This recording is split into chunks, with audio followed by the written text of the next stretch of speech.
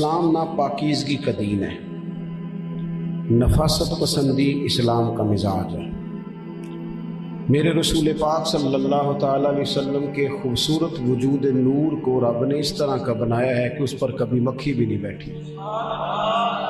حضور سید عالم علیہ السلام جو عام انسانوں کے ساتھ چیزیں ہوتی ہیں نا، یعنی پسینہ کبھی آتا ہے تو اس سے اس طرح کی چیز نکلتی ہے کہ انسان کا نفیس وجود تکلیف محسوس کرتا ہے، لیکن میرے رسول پاک کے پسینے سے بھی خوشبو آیا کرتی تھی۔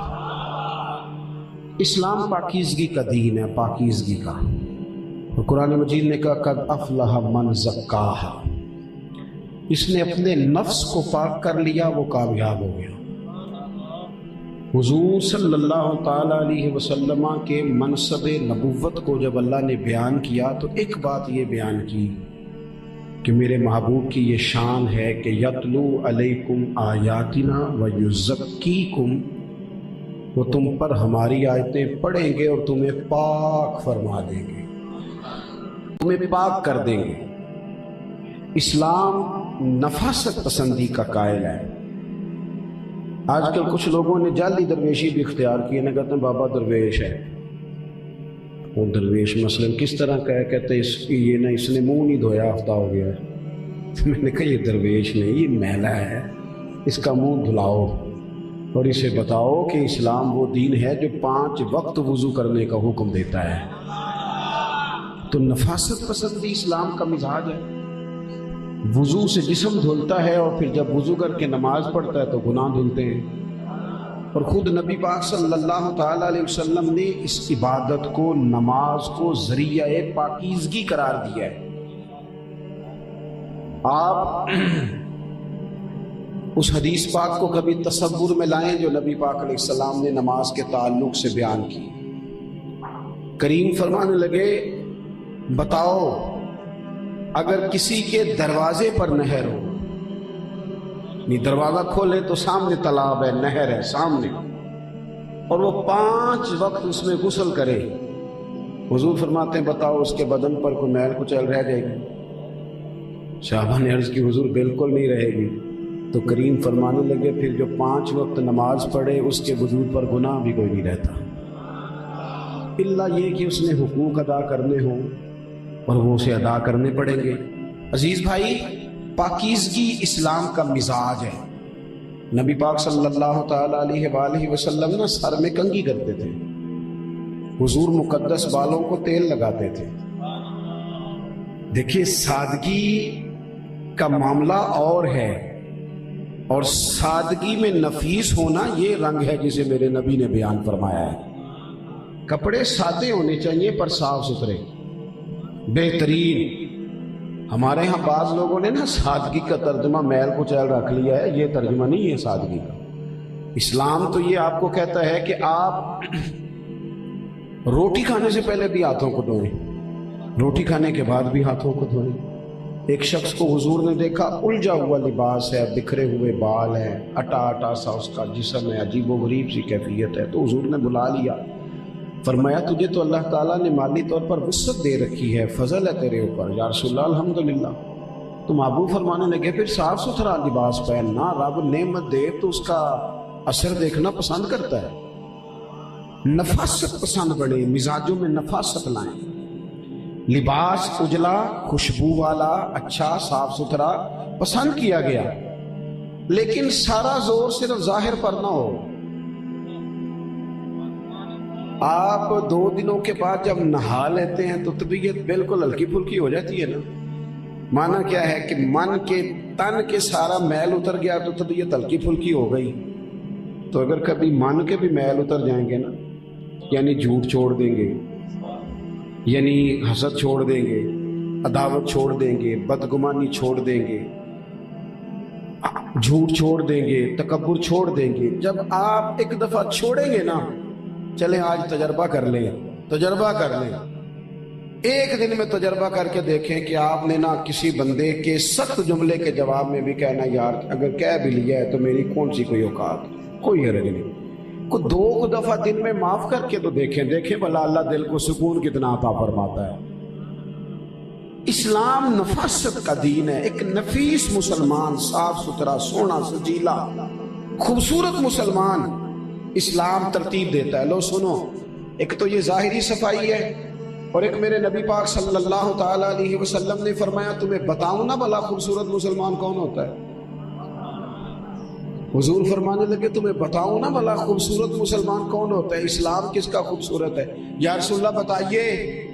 تو اللہ کے محبوب علیہ السلام فرمانے لگے جو بندہ بے مقصد باتیں چھوڑ دے نا، فضول کام چھوڑ دے، لغویات چھوڑ دے، جس کا اس سے تعلق نہیں اس بحث کو چھوڑ دے، فرمایا وہ خوبصورت مسلمان ہے. مطلب کی بات کرے، ضرورت کی بات کرے، ضرورت کا سوال پوچھے، اپنے کام کی طرف توجہ رکھے، وہ خوبصورت ترین مسلمان ہے. ہم پتہ ہے بہت سارا بلا وجہ کا بوجھ ہے، بلا وجہ کی ٹینشن. جس بندے کا اس کام سے کوئی تعلق نہیں نا، وہ کام بھی ہم نے ضرور کرنا ہے. ہم نے سارے محلے کا پتہ رکھنا ہوتا ہے. اگر کسی گھر میں غریبی آ گئی ہے نا، تو پھر اس کا جواب ہمارے پاس یہ ہے کہ 4 جی نے کام کیوں نہیں کر دے. حالانکہ کئی دفعہ 10 بھی ہوں تو رزق تب بھی آتا ہے جب رب کا فضل ہوتا ہے. 4 کمانے والے کیا 10 بھی ہوں تو دینا تو مالک نے ہے. اور اگر کسی جگہ پیسے 4 زیادہ آ گئے تو کہتے پتہ کرو نا بینک کڑا لٹیا ہے. ایسے تو نہیں نا راتوں رات تو نہیں نا بندہ امیر ہو جاتا. اور میں نے کہا نہیں بھائی، وَيَرْزُقْهُ مِنْ حَيْثُ لَا يَحْتَسِبُ، رب کہتا ہے میں وہاں سے دیتا ہوں جہاں سے تمہارا گمان بھی نہیں گیا ہوتا. اپنے مزاج میں نفاست ہو، ذرا طبیعت نفیس ہو، با مقصد سا آدمی ہو، میٹھا سا ہو، جگہ جگہ اس کا الجھاؤ نہ ہو. وہاں بھی بات الجھ گئی، وہاں بھی بات الجھ گئی، وہاں بھی بات الجھ گئی، یہ مزاج نہ ہو. ہر جگہ بحث کرنا، ہر ایک بات کا سوال پوچھنا. بعض لوگ نا بڑے بے مقصد سوالات کرتے ہیں. ویسے تو حضور علیہ السلام نے فرمایا، ابو داؤد شریف میں موجود ہے، فرمایا سوال جو ہے یہ جہالت کا خاتمہ کرتا ہے. جب تم پوچھتے ہو تو جہالت ختم ہوتی. لیکن بے مقصد سوال اگر لوگ کرتے تھے تو حضور ناراض ہو جاتے تھے. بے معنی. وہ امام ابو یوسف رحمۃ اللہ علیہ کی خدمت میں ایک شخص بیٹھا کرتا تھا. وہ جس طرح ہمارے ہاں لوگوں نے سوال نہیں آج کل یاد کر لیے، کہتے ہیں حضرت موسیٰ علیہ السلام کی اماں کا نام بتاؤ. بھئی آپ نے کیا کرنا ہے وہ نام یاد کر کے؟ آپ یہ بتائیں وضو کے مسئلے آتے ہیں، آپ کو غسل کا سارے مسائل سے آگاہی ہو گئی ہے، آپ ضروریات زندگی کے مسئلوں سے آگاہ ہیں، کہاں آپ الجھ گئے؟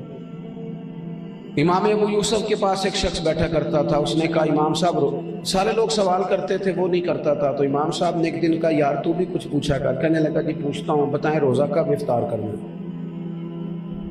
آپ ہنس پڑے، فرمانے لگے سیدھی سی بات ہے، روزہ سورج غروب ہونے پر ہی افطار کرنا ہے. تو کہنے لگا اگر ساری رات سورج ہی نہ غروب ہو تو امام صاحب کہنے لگے پتر تو چوپی رہا کر، تیرا خاموش ہے. وہ کون سی رات ہے جو رات بھی ہو اور سورج غروب بھی نہ ہو؟ ساری رات سورج. کچھ لوگ نا بلا وجہ کے مقصد، بلا وجہ کے مقاصد، بلا وجہ یہ کام نہ کریں. اپنی زندگی میں نفاست لائیں، طبیعت میں نفاست لائیں. بہت زیادہ سوچ کے اس کا بھی پتہ کراؤ، اس کا بھی پتہ کراؤ، فلانا بھی نہیں میری بات سن رہا، فلانا بھی نہیں میری بات سن رہا. ایک بزرگ تھے سادے سے، تو ایک دفعہ ان سے کسی نے کہا کہ آپ کے بچے سارے فرما بردار ہیں. کہنے لگے کہ اتنی ٹینشن نہیں لیں، فرما برداری کرن گے تو رب کو اجر لین گے، نہیں کرن گے تو آپ ہی دنیا تے آخرت تے خراب ہون گے. میں دل پہ کیوں سوار کروں؟ ہر بات کی ٹینشن لینا، ہر بات کو دماغ پہ سوار کرنا. آپ نفاست پسند ہو جائیں. ایک تو بے معنی باتیں چھوڑ دیں ظاہری صفائی کے بعد. دوسری بات بے مقصد، بے معنی یہ سب. اور تیسری بات میرے عزیز اچھی طرح اپنے ذہن میں سنبھالیں کہ گفتگو صاف ستھری. رسول پاک کا لہجہ بڑا خوبصورت تھا، یعنی باتوں میں وہ حسن تھا کہ ککھ سواد نہیں مشری اندر. اساں کھنڈا میں چکھ ڈٹھیاں اینا ساریاں شیواں نالوں تے گلاں سجن دیاں میٹھیاں. حضور کی باتوں میں عجیب لذت تھی، عجیب رانائی تھی. حضور بولتے تھے تو یوں لگتا تھا میری ہی بات کر رہے ہیں. سیدہ عائشہ صدیقہ رضی اللہ تعالیٰ عنہ فرماتی ہیں یوں ٹھہر ٹھہر کر بولتے. یہ انداز میں حسن اور جاذبیت ہوتی کہ بعض اوقات ایک بات کو 3 دفعہ دہراتے، سامنے والے کی سمجھ میں پوری بات آ جاتی. اور سیدہ فرماتی ہیں کہ میرے رسول پاک کی باتوں کی لطافت یہ تھی کہ